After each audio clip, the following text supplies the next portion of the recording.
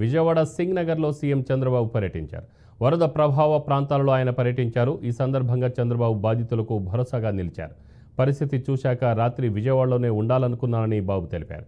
స్వయంగా బాధితుల వద్దకు వెళ్లి కష్టాలు విన్నానన్నారు. వరదల దృష్ట్యా 6 హెలికాప్టర్లు రాబోతున్నాయన్నారు. ప్రతి ఒక్కరికి సాయం అందాలని, నష్టపోయిన వారికి అండగా ప్రభుత్వం ఉంటుందన్నారు. విపరీతంగా విజయవాడ, గుంటూరు 2 సిటీస్ కూడా మెరుగయ్యే పరిస్థితికి వచ్చాయి. నేషనల్ హైవేస్ విజయవాడ గుంటూరు పోయే నేషనల్ హైవే కాజా దగ్గర, అదే మరి విజయవాడ టు హైదరాబాద్ పోయే నేషనల్ హైవే జగ్గయ్యపేట ఈ ఏరియాలో కూడా మొత్తం మెరుగయ్యే పరిస్థితి వచ్చింది. సబ్మెర్జెన్స్ వచ్చే పరిస్థితి వచ్చింది. ఇది ఒక్కొక్కసారి బాధాకరమైన విషయం. మేము మొదటి నుంచి కూడా ఇప్పటికీ 5వసారి 4 సార్లు టెలికాన్ఫరెన్స్ తీసుకున్నాను. నిన్న మార్నింగ్ నుంచి తీసుకొని ఎప్పటికప్పుడు డైరెక్షన్స్ ఇచ్చాం. చీఫ్ సెక్రటరీ, అదే మరి రెవెన్యూ సెక్రటరీ, అదే మరి కమిషనర్, రిలీఫ్ మినిస్టర్, మన యొక్క డిజాస్టర్ మేనేజ్మెంట్ యొక్క మినిస్టర్ లలిత గారు, వీళ్ళందరూ కంట్రోల్ రూమ్లో ఉండి ఇక్కడి నుంచి మానిటర్ చేశారు. ఈ మానిటర్ చేసిన దానివల్ల చాలా వరకు డెత్లు కంట్రోల్ చేయగలిగాం. కానీ దురదృష్టం ఒకేది ఇక్కడ ల్యాండ్ స్లైడ్ జరిగి దగ్గర 5 మంది చనిపోవడం, ఒక దగ్గర 3, ఒక స్కూటరు, ఒక టీచరు, 2 పిల్లలు దాంట్లో కొట్టుకొని వాగులో కొట్టుకొని పోవడం, ఇంకొక దగ్గర మంగళగిరిలో 80 years ఉమెన్ ఇదే మరి ల్యాండ్ స్లైడ్ బోల్డర్స్ పడి ఆవిడ చనిపోవడం, ఈ 3 జరిగాయి. మొత్తం కలిసి 9 మంది. ఒక మిస్సింగ్ కేసు కూడా ఉంది, ఇంకా ట్రేస్ కాలేదు. ఇవి ప్రాణ నష్టాన్ని కొంతవరకు తగ్గించాం. ఈ 9 మంది కూడా చనిపోకుండా ఉంటే ఇంకా చాలా బాగుండేది. దురదృష్టం ఇది జరిగింది. అయితే ఈరోజు రిజర్వాయర్స్ అన్నీ ఫుల్ అయినాయి. అన్ని రిజర్వాయర్స్ ఫుల్ అయినప్పుడు వచ్చే వాటర్ వచ్చినట్టే ఎవాక్యువేషన్ చేయాల్సిన అవసరం ఉంది. ఎంతవరకు సురక్షితమైన ప్రాంతాలకు పంపించాలో పంపిస్తాం. అదే మరిగా బండ్స్ను కూడా ఎంతవరకు స్ట్రెంగ్తెన్ చేయాలో స్ట్రెంగ్తెన్ చేస్తాం. ప్రజలకు కూడా ఒకటే అప్పీల్ చేస్తున్నాం, మీరు కూడా భాగస్వాములు కండి. ఇది మీ ప్రభుత్వం. అన్ని విషయాల్లో కూడా శ్రద్ధ తీసుకున్నాం. మేము మనుషుల్ని చనిపోనీయకుండా వీలైనంత ప్రాణ నష్టాన్ని కాపాడాం, పశువుల నష్టాన్ని కాపాడాం. అదే మరిగా ఇప్పుడు లేటెస్ట్ మనం చూస్తే ఆస్తులు కూడా బాగా, పంటలు కూడా డ్యామేజ్ అయ్యే పరిస్థితికి వచ్చాయి. అగ్రికల్చర్ పంటలు దెబ్బతిన్నాయి. హార్టికల్చర్ అయితే 7,360 హెక్టార్లు దెబ్బతినింది. అదే మరి పెదకాకాని 1 సమ్మర్ స్టోరేజ్ దెబ్బతినింది.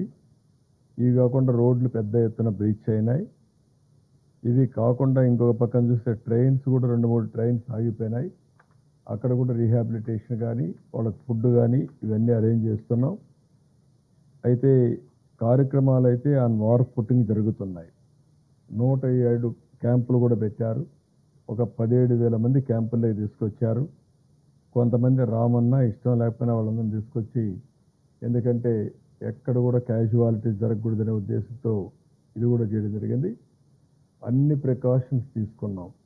ఇది అయిన తర్వాత ఇప్పుడు పంటలు ఎక్కడ దెబ్బతినకుండా ఎక్కడ వీలైతే అక్కడ బోట్స్ కావాలంటే బోట్స్ అన్ని ఒక 8 మోటరైజ్డ్ బోట్స్ పంపించాం. 2 చాపర్లు కూడా పనిచేస్తున్నాయి. ఇవన్నీ కూడా పర్ఫెక్ట్గా కోఆర్డినేట్ చేసి మొత్తం ఎక్కడికక్కడ తీసుకోవాల్సిన అన్ని చర్యలు తీసుకొని కంట్రోల్ చేస్తున్నాం. రిలీఫ్ కూడా కొంత పెంచాం. పెన్షన్ రిలీఫ్ కూడా మేము అనౌన్స్ చేస్తాం. 25 కేజీలు యూనిఫామ్గా అందరికి ఇవ్వడానికి, 1 KG dal, 1 KG sugar, 1 KG ఉల్లిపాయలు, అదే మరి 1 KG potato, oil 1 KG, 5 commodities 5 కేజీలు, 25 కేజీలు షుగర్ కూడా ఇస్తామని చెప్పాం. అది కూడా చెప్పాను నేను. ఇది ఇచ్చిన తర్వాత ఎవరైతే వీవర్స్ ఉంటారో వాళ్ళకి పనులు చాలా రోజులు, 1 నెల 2 నెలలు ఉండవు కాబట్టి వాళ్ళకి ఎక్స్ట్రాగా 25 కేజీలు 50 కేజీలుగా ఇస్తున్నాం. ఫిషర్మెన్ వేటకు పోలేరు కాబట్టి వాళ్ళకు కూడా ఒక 50 కేజీలు బియ్యం అదనంగా ఇస్తాం. అంత మునుపు ఉండే డబ్బుల కంటే 5 లక్షల రూపాయల ఎక్స్గ్రేషియా కూడా అనౌన్స్ చేశాం. కడవన్నీ నామ్స్ అన్నీ కూడా యాజ్ ఇట్ ఈస్ వీలైనంత తొందరలో ఇవ్వడానికి ఒక చర్యలు తీసుకొని అవి కూడా కంప్లీట్ చేస్తాం. సో ఇవన్నీ కూడా ఏంటంటే ఎక్కడ ఎవ్వరికి ఇబ్బంది లేకుండా చేయడం కోసం అన్ని విధాల ప్రయత్నం చేస్తున్నాం. మనకు ఒకసారి ఏ విధంగా ఉంటుందంటే కళింగపట్నం దగ్గర క్రాస్ అయింది, వర్షాలు మన గుంటూరు కృష్ణాలో పడ్డాయి. క్రాస్ అయిన తర్వాత వర్షాలు నల్గొండ ఖమ్మంలో పడుతున్నాయి. అక్కడ ఎక్కడైతే క్రాస్ అయిందో అక్కడ ఇంత వర్షపాతం లేదు, అక్కడ పెద్ద గాలి కూడా లేదు.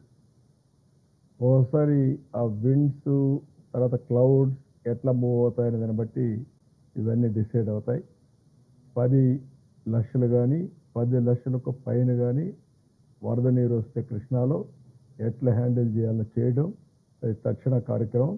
మళ్ళీ నష్టపోయిన ప్రతి ఒక్కరికి న్యాయం చేసే దిశగా ముందుకు పోతాం. మళ్ళీ రైతులను ఆదుకోవడానికి ఏమేం చేయాలో చేసి మళ్ళీ వ్యవసాయాన్ని కాపాడుతూ ఆ పంటని ఏ విధంగా కాపాడాలనో కాపాడి ఇన్పుట్ సబ్సిడీ ఇవ్వడమే కాదు, ఆ పంటను రివైవ్ చేయడానికి ఏమేం చేయాలో అవన్నీ చేస్తాం.